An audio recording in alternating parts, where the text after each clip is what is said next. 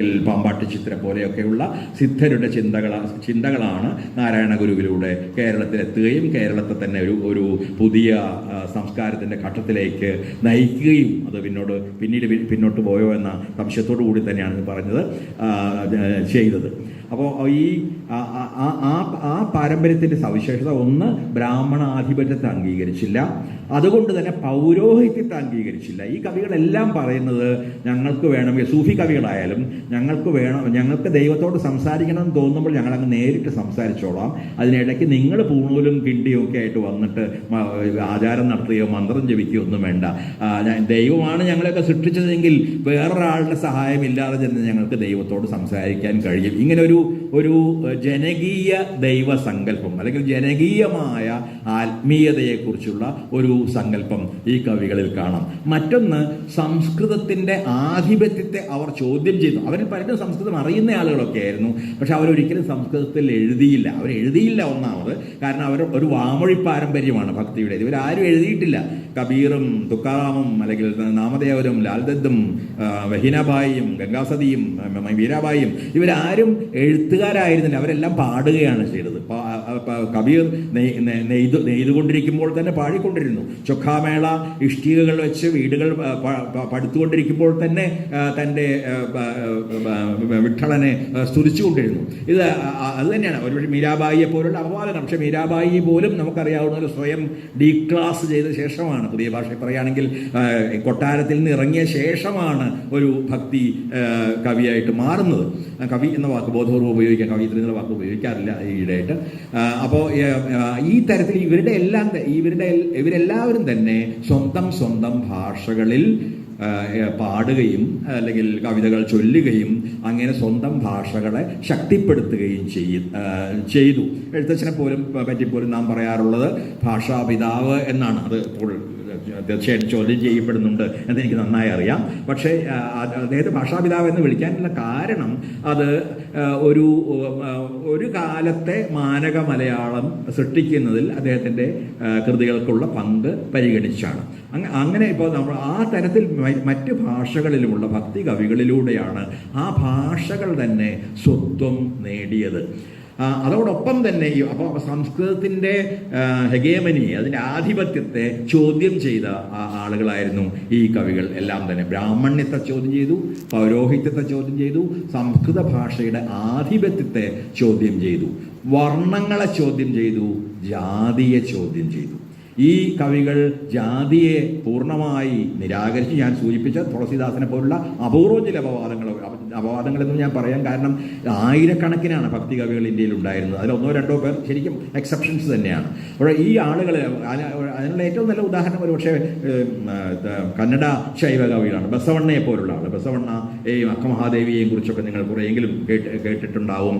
അപ്പോൾ അക്കമഹാദേവിയെയും മീരയെയും പോലുള്ള ഒരുപാട് കവിയത്രികൾ, ഞാൻ പറഞ്ഞ പോലെ ബഹീനാബായി, ഗംഗാസതി മുതലായ ഒരുപാട് ലാൽദത്ത്, കാശ്മീരിലെ ലാൽദത്ത്, ഇങ്ങനെയുള്ള സ്ത്രീ കവികളും ധാരാളമായിട്ടുണ്ടായിരുന്നു.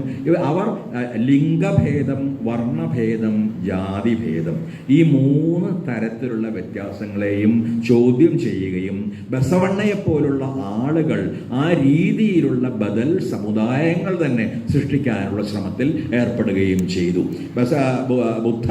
ബുദ്ധൻ ഒരു വലിയ അളവോളം ചെയ്തതുപോലെ തന്നെയാണ് ഈ കവികൾ തങ്ങളുടെ പ്രദേശങ്ങളിൽ അല്ലെങ്കിൽ തങ്ങൾ വസിച്ചിരുന്ന ഇടങ്ങളിൽ ഈ തരത്തിലുള്ള ഭേദങ്ങൾക്കൊന്നും തന്നെ സ്ഥാനമില്ല എന്ന് പ്രസ്താവിക്കുകയും അത് പ്രയോഗത്തിൽ വരുത്തുകയും ചെയ്തത്. അപ്പം അതിൽ സ്ത്രീമുക്തിയുടേതായ അംശങ്ങളും ധാരാളമായി ഉണ്ടായിരുന്നു. മീരയുടെയോ അല്ലെങ്കിൽ ഇന്ന് വായിച്ചു നോക്കുമ്പോൾ, പക്ഷേ മീരയുടെ കാലത്ത് അതിനെപ്പറ്റി അവർ ബോധവതിയായിരുന്നു എന്ന് എനിക്ക് അറിഞ്ഞുകൂടാ. പക്ഷേ അതിൽ തീർച്ചയായിട്ടും കൊട്ടാരത്തിൽ നിന്നും അധികാരത്തിൽ നിന്നും ധനപ്രമത്തതയിൽ നിന്നുമുള്ള ഒരു വിമോചനം, തൻ്റെ സ്വാതന്ത്ര്യത്തിലേക്ക്, തൻ്റെ കാമുകനെ ഇഷ്ടപ്പെടാൻ കൂടിയുള്ള തരത്തിലൊരു വിമോചനം ആണ് മീര ആഗ്രഹിക്കുകയും തൻ്റെ കവിതകളിലൂടെ ആവിഷ്കരിക്കുകയും ചെയ്തത്. ഇതൊരു പക്ഷേ അക്കാലത്ത് അനേകം കവികളെക്കുറിച്ച് പറയാൻ കഴിയും. അക്കമഹാദേവിയെക്കുറിച്ച് പറയുന്നത് അവർ നഗ്നയായിട്ടാണ് നടന്നിരുന്നത് എന്നാണ്. മുടികൊണ്ട് മാത്രം ശരീരം മറച്ചാണ് അവർ നടന്നിരുന്നത്. അതൊരു വെല്ലുവിളിയായിരുന്നു. പാട്രിയാർക്കിയോടുള്ള, പുരുഷ മേധാവിത്വത്തോടും പുരുഷ നോട്ടത്തോടുമുള്ള, മെയിൽ ഗെയ്സിനോടുള്ള ഒരു വലിയ വെല്ലുവിളിയായിട്ട് നമുക്കൊരു പക്ഷേ ആ നഗ്നതയെ ഇന്ന് കാണാൻ കഴിയും. അതേപോലെ നഗ്നയായിട്ടാണ് ലാൽദദ് എന്ന് വിളിക്കപ്പെടുന്ന, അവർക്ക് 2 പേരുകളുണ്ട്. ഹിന്ദുക്കൾ അവരെ ലല്ലേശ്വരി എന്ന പേരിലും മുസ്ലിങ്ങൾ അവരെ ലല്ല ആരിഫ എന്ന പേരിലും ആരാധിക്കുന്നു കാശ്മീരിൽ. ഇപ്പോൾ ലല്ലേശ്വരിയും ഇതേപോലെ തന്നെ നഗ്നതയിലൂടെ ഈ ഒരു ഭാഗത്ത് ഈ ശരീരത്തിൻ്റെ തന്നെ നിസ്സാരതയും മറ്റൊരു ഭാഗത്ത് ഈ പുരുഷ നോട്ടത്തിൻ്റെ ക്രൗര്യവും അതിനെതിരായിട്ടുള്ള വെല്ലുവിളിയും ഉയർത്തിയ ഈ 2 ആശയങ്ങളും ഒരേ സമയത്ത് ഉയർത്തിയ ഒരു കവിയായിരുന്നു. അപ്പം ഇങ്ങനെ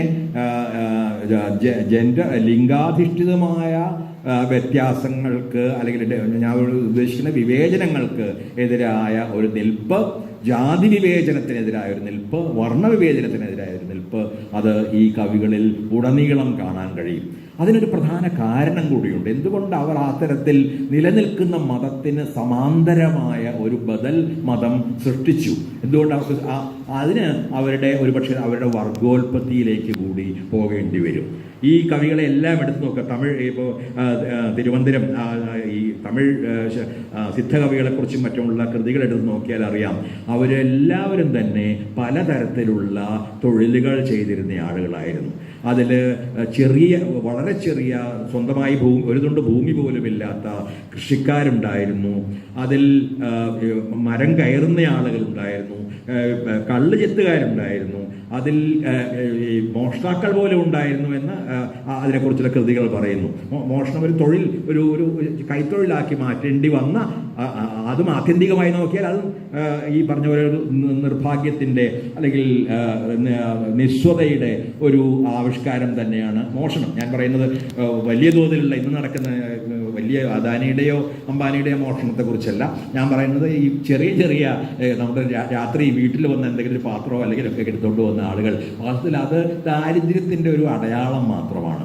ആ രീതിയിൽ നോക്കും. അതുകൊണ്ടാണ് മോഷ്ടാക്കളും ഈ ശൈവ സിദ്ധന്മാരിൽ ഉണ്ടായിരുന്നു അല്ലെങ്കിൽ സിദ്ധകളിൽ ഉണ്ടായിരുന്നു എന്ന് പറയുന്നത്. അപ്പോൾ ഇങ്ങനെ പലതരം തൊഴിലുകൾ, അതുപോലെ ലൈംഗിക തൊഴിലാളികൾ ഉണ്ടായിരുന്നു, പലതരത്തിലുള്ള തൊഴിലുകൾ ചെയ്തിരുന്ന ആളുകളായിരുന്നു ഈ തമിഴിലെ ശൈവ സിദ്ധർ.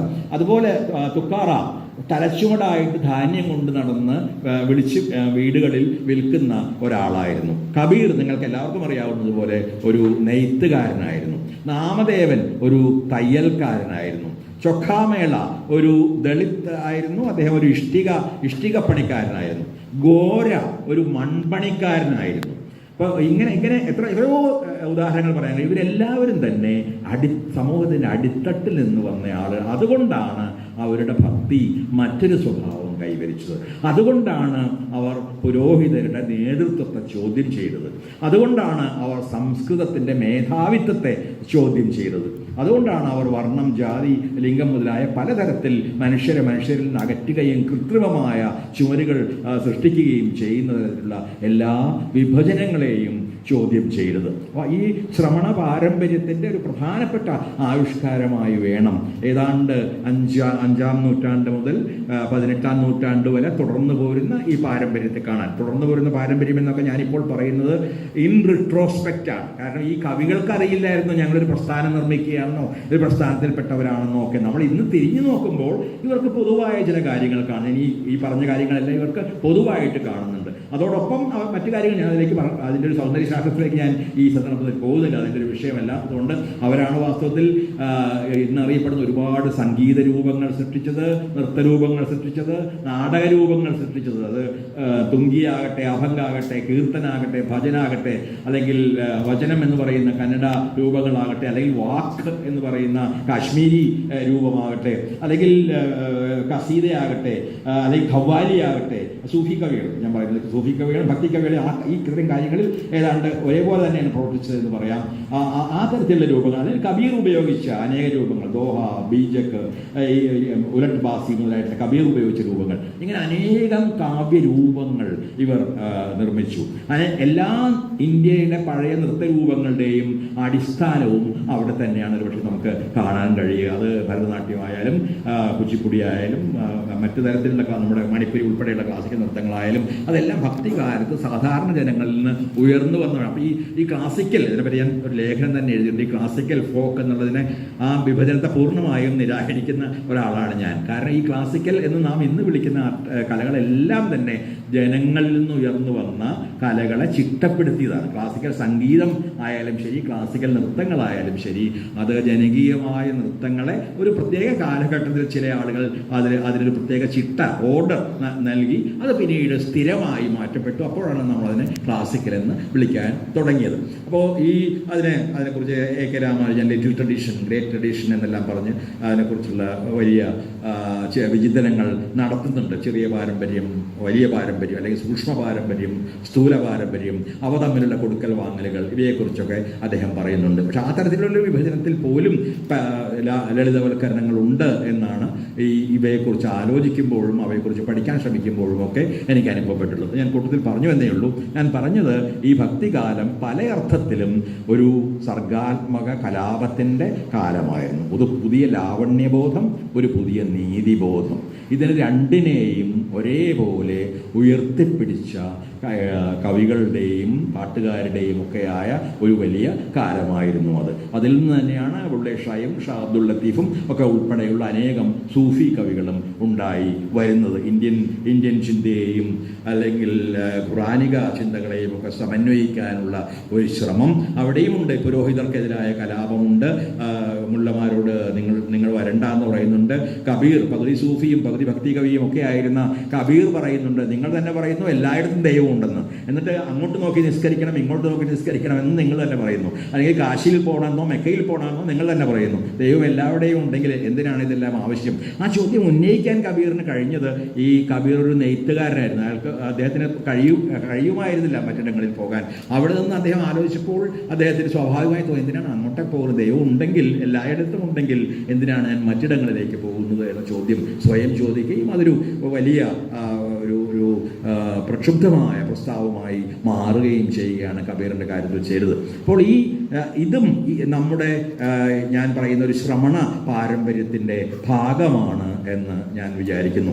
ഇതോടൊപ്പം തന്നെ നാം പറയേണ്ട ഒരു കാര്യമുണ്ട്. മറ്റ് മതങ്ങൾ എന്ന് പറയുന്നതിന് ഓരോ വാക്ക് പറയുമ്പോൾ ഞാൻ സംശയത്തോട്ടാണ് കേൾക്കുന്നത്. മറ്റു മതങ്ങൾ എന്ന് പറഞ്ഞാൽ ഞാൻ അറിയാതെ തന്നെ അതിന് മുമ്പുണ്ടായിരുന്ന ഹിന്ദുമതമാണ് എന്ന് പറയുന്നത് പോലെയാണ്. പക്ഷെ അങ്ങനെ ആയിരുന്നില്ല. അങ്ങനെ ഒരു ഹിന്ദുമതം ഞാൻ അതിനെക്കുറിച്ച് പിന്നീട് പറയുന്നതുകൊണ്ട് ഞാൻ ഇപ്പോൾ പറയത്തില്ല.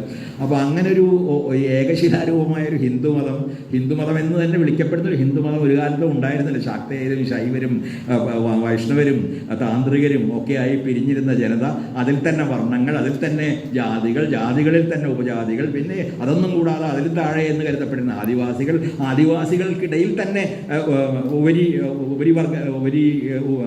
തലത്തിലുള്ള ആദിവാസികളും കീഴേ എന്ന് കരുതപ്പെടുന്ന ആദിവാസികളും, ഇങ്ങനെയുള്ള അതീവ സങ്കീർണമായ ഒരു സമൂഹ ഘടനയാണ് ഇന്ത്യയിൽ ആ കാലത്ത് നിലനിന്നിരുന്നത്. അതുകൊണ്ട് ഞാൻ ഹിന്ദു എന്ന അർത്ഥത്തിലല്ല പറയുന്നത്. ഇന്ത്യയിൽ മുമ്പേ നിലനിന്നിരുന്ന മതങ്ങൾ, ഒരുപക്ഷെ ബഹുവചനം തന്നെയാണ് ഉപയോഗിക്കേണ്ടത്.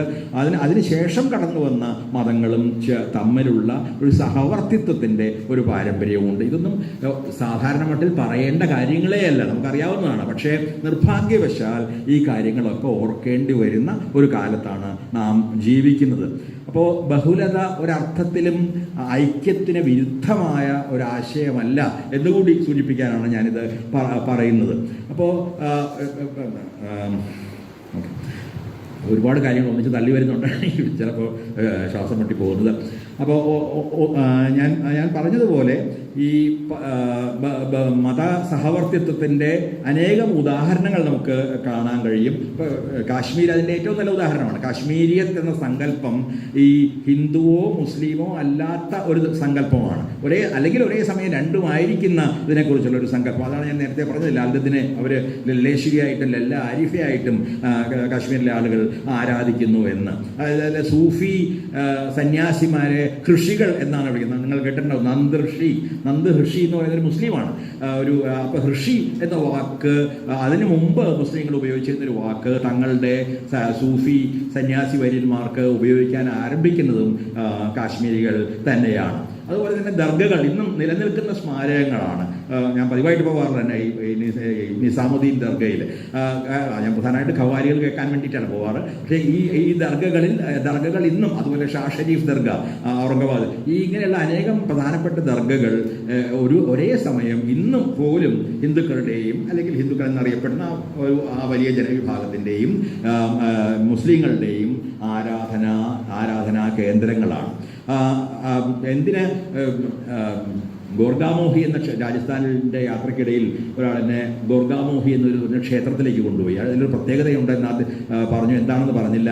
ചെന്നിട്ട് അദ്ദേഹം കാണിച്ചു തന്ന ക്ഷേത്രത്തിന് മുമ്പിൽ തന്നെ ഒരു കരിങ്കല്ലിൽ അറബ് വാക്യങ്ങൾ എഴുതി വെച്ചിരിക്കുക. അതെന്താണെന്ന് ഞാൻ ചോദിച്ചപ്പോൾ അദ്ദേഹം പറഞ്ഞു, അള്ളാഹ്ക്ക് സ്തുതി എന്നാണ് എഴുതിയിരിക്കുന്നത്. ഒരു ക്ഷേത്രത്തിൻ്റെ മുമ്പിലാണ്. ഇതാണ് നമ്മുടെ പാരമ്പര്യത്തിൻ്റെ ഒരു ഏറ്റവും പ്രധാനപ്പെട്ട വശങ്ങളിൽ ഒന്ന് എങ്കിലും എന്ന് പറയാം. അതുപോലെ ഇമാം ഷാ ബാബ മസ്ജിദ് എന്ന് പറയുന്ന മസ്ജിദ് സംരക്ഷിക്കുന്നത് അത് ഗുജറാത്തിലാണ്. ഗുജറാത്ത് എന്ന് പറയുമ്പോൾ തന്നെ നമ്മൾ ഞെട്ടിപ്പോവും. അവിടെ അത് സംരക്ഷിക്കുന്നത് ഈ പട്ടേൽമാരാണ്, ഹിന്ദുക്കളായി അറിയപ്പെടുന്ന പട്ടേൽമാരാണ് ആ ദർഗയെ അല്ലെങ്കിൽ ആ പള്ളിയെ ഇന്നും സംരക്ഷിക്കുന്നത്. അതുപോലെ തന്നെ ഒരുപാട് നമുക്കറിയാം, ഗാന്ധിയുടെ പ്രാർത്ഥനാ യോഗങ്ങളിൽ എങ്ങനെയാണ് എല്ലാ മതങ്ങളിലും പെട്ടവർ പങ്കെടുത്തിരുന്നത്, എല്ലാ മതങ്ങളിലെയും പ്രാർത്ഥനകൾ ആലപിക്കപ്പെട്ടിരുന്നത് എന്ന് നമുക്ക് നന്നായി അറിയാം.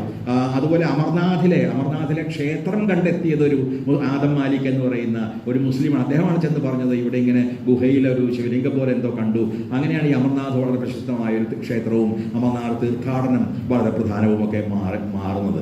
കുച്ചിപ്പുടി ഗ്രാമം സ്ഥാപിച്ചത് കുത്തുബുദ്ദീൻ ഷാ എന്നൊരു മുസ്ലിം രാജാവായിരുന്നു. അപ്പം ഇങ്ങനെയുള്ളൊരു പാരമ്പര്യമുണ്ട്. അക്ബറിനെ കുറിച്ച് പറയുകയേ വേണ്ട. കാരണം അക്ബറിൻ്റെ കാലത്തെ ഏറ്റവും പ്രധാനപ്പെട്ട ആളുകൾ, സൈന്യാധിപരായാലും ശരി, വലിയ വ്യാപാരികളായാലും ശരി, കൊട്ടാരത്തിലുണ്ടായിരുന്ന കവികളോ ചിത്രകാരന്മാരോ ആയാലും ശരി, അത് അധികവും മുസ്ലിങ്ങളായിരുന്നില്ല, അമുസ്ലിങ്ങൾ എന്ന് പറയാമെങ്കിൽ അമുസ്ലിങ്ങളായിരുന്ന ആളുകൾ ആയിരുന്നു. അദ്ദേഹത്തിൻ്റെ കാലത്താണ് ഒരു പക്ഷേ ഏറ്റവും അധികം ഈ തരത്തിലുള്ള ആളുകളെ വിളിച്ചു വരുത്തി വാദത്തിൽ ഏർപ്പെടാൻ ആഗ്രഹം പ്രകടിപ്പിക്കുന്ന ഒരു പതിവ് നമുക്കെല്ലാവർക്കും ഒരുപക്ഷെ അറിയാവുന്നതുപോലെ അക്ബറിന് ഉണ്ടായിരുന്നു. റോമില താപ്പറ വായിച്ച കുട്ടികളോട് ഞാൻ ഇതൊന്നും പറയേണ്ട കാര്യമില്ല. പ്രത്യേകിച്ച് മുഗൾ കാലത്തെക്കുറിച്ച് വളരെ ആഴത്തിൽ ചിന്തിക്കുകയും പഠിക്കുകയും ചെയ്തിട്ടുള്ളതാണ്. ആ കാലത്ത് തന്നെയാണ് ഒരുപാട് ഇന്ത്യൻ കൃതികൾ, സംസ്കൃത കൃതികൾ ഉൾപ്പെടെ പേർഷ്യനിലേക്കും അറബി ഭാഷയിലേക്കും പരിഭാഷപ്പെടുത്തുന്നത്. അതും വളരെയധികം അതിൽ നടന്നത് അക്ബറിൻ്റെ തന്നെ നേതൃത്വത്തിൽ ആണ്. ഈ അക്ബർ സ്വയം തന്നെ ഒരു സാക്ഷരൻ പോലും ആയിരുന്നില്ല എന്ന് ചരിത്രം പറയുന്നു. പക്ഷെ അദ്ദേഹം കേട്ട് കാര്യങ്ങൾ മനസ്സിലാക്കുകയും പഠിക്കുകയും ചിന്തിക്കുകയും ഒക്കെ ചെയ്ത ഒരാളായിരുന്നു. അക്കാലത്ത് തന്നെ രാമായണം പേർഷ്യനിലേക്ക് പരിഭാഷപ്പെടുന്നത്, മഹാഭാരതത്തിൻ്റെ കുറേ ഭാഗങ്ങൾ പരിഭാഷപ്പെടുത്തുന്നു. പിന്നീട് അക്കാലത്തുണ്ടായിരുന്ന ശാസ്ത്രഗ്രന്ഥങ്ങൾ, അഷ്ടാംഗഹൃദയം ഉൾപ്പെടെയുള്ള അല്ലെങ്കിൽ വിഷചികിത്സയെ പറ്റിയും മറ്റുമുള്ള ഗ്രന്ഥങ്ങൾ, ഇതെല്ലാം പേർഷ്യനിലേക്കും അറബിയിലേക്കും ഒക്കെ പരിഭാഷപ്പെടുത്തുന്നതും അക്ബറിൻ്റെയും മറ്റും കാലത്താണ്. അപ്പോൾ നമുക്ക് എല്ലാ കാലത്തും അതുപോലെ രാജ്യസ്നേഹവും ഏതെങ്കിലും മതത്തിൻ്റെ കുത്തകയായിരുന്നിട്ടില്ല എന്ന് ഞാൻ നിങ്ങളോട് പറയേണ്ടതില്ല. വാസ്തവത്തിൽ സ്വാതന്ത്ര്യ സമരം ആരംഭിക്കുന്നത് ഭീലികളുടെയും സന്താൾമാരുടെയും ഒക്കെയായ ആദിവാസികളുടെ സമരത്തിൽ നിന്നാണ്. മഹാശ്വരദേവിയെ വായിച്ചവർക്കെങ്കിലും അത് വളരെ വ്യക്തമായി തന്നെ അറിയാവുന്ന എന്ത് പങ്കാണ് സന്താളികൾ വഹിച്ചിട്ടുള്ളത് എന്ന്. അല്ലെങ്കിൽ കേരളത്തിൽ തന്നെ ആദിവാസികൾ നാം പലപ്പോഴും ഓർക്കാറില്ല. പഴശ്ശിരാജയെ പറ്റി നാം പറയും, പക്ഷെ പഴശ്ശിരാജ ഏറ്റവും ചെയ്തത് ഈ തരത്തിൽ ഓരോ സ്ഥലത്തുമുള്ള ആദിവാസികളിൽ നിന്നാണ് ഇവിടെ സ്വാതന്ത്ര്യ സമരത്തിൻ്റെ ആദ്യത്തെ പൊരികൾ ഇന്ത്യയിലെമ്പാടും ഉയർന്നു വന്നത്. പിന്നീടുള്ള സ്വാതന്ത്ര്യ സമരത്തിലാകട്ടെ എല്ലാ വിഭാഗങ്ങളിലും പെട്ട ആളുകൾ ഒരേ പ്രാധാന്യത്തോടെ ഒരേപോലെ പങ്കെടുക്കുകയും ചെയ്തിട്ടുണ്ട്. അത് കുഞ്ഞാലി മരക്കാർമാരാകട്ടെ, അല്ലെങ്കിൽ മൗലാന അബ്ദുൽ കലാം ആസാദ് ആകട്ടെ, അല്ലെങ്കിൽ അബ്ദുൽ ഗാഫർ ഖാൻ ആകട്ടെ, അല്ലെങ്കിൽ മൊയ്ദ് മൗലവി ആകട്ടെ, എത്രയോ ആളുകൾ, മുസ്ലിങ്ങൾ എന്ന് വിളിക്കപ്പെടുന്ന എത്രയോ ആളുകൾ കൂടി സംഭാവന ചെയ്തതാണ് നമ്മുടെ സ്വാതന്ത്ര്യ സമരത്തിലേക്ക് എന്ന് നമുക്ക് തീർച്ചയായും അറിയാം. അപ്പോൾ